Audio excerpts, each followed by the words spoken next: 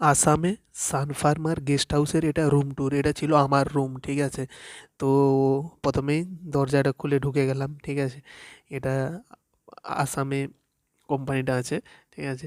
তো এই রুমটায় আমাকে থাকতে দিয়েছিল। কীরকম রুমটা? এটা ওদেরই গেস্ট হাউস। তো দরজাটা লক করে এবারে দেখাবো। এটা হচ্ছে আমার পুরো রুমটা, ঠিক আছে? এটা 0.5-এ দেখাচ্ছি। সামনে টিভি রাখা আছে, টিভি সেট আপ বক্স রাখা আছে। হুম, টিভি সেট আপ বক্স রাখা থাকার পর এটা হচ্ছে মিডিয়াম সাইজের একটা রুম। সামনে দেখতে পাচ্ছ একটা সোফা সেট রাখা আছে। হ্যাঁ, ভালোই সোফাটা ছিল।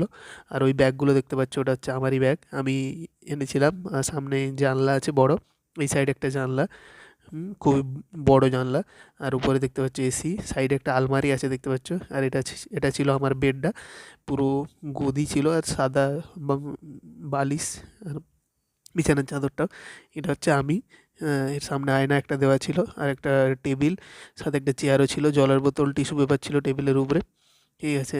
আর এই সাইডে যে টেবিলটা একটা ছোট ছিল, এখানে এক্সটেনশন টেলিফোন ছিল, সাথে একটা রুম ফ্রেশনার আর জলের গ্লাস ফ্লাস ছিল, মগ আর গ্লাস। তো তারপরে আমি এদিকে চলে এলাম। তারপরে এবার তোমাদেরকে এই দেখো সব কিছু দিয়ে ডাস্টবিন এখানে দেওয়া আছে, চপ্পল দেওয়া আছে। তো তারপর এটা হচ্ছে ছোট্ট একটা ব্যালকনি, ব্যালকনি টাইপের। এটা খোলার পর এই দেখো একটা ছোট টাইপের একটা ব্যালকনি।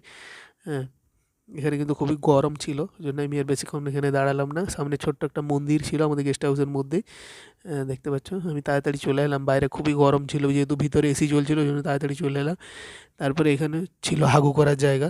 তো সামনে বেসিনটা ছিল, আয়না একটা, এখানে হাগু করার জায়গা, খুবই সুন্দর টাইপের ছিল, টিস্যু ছিল।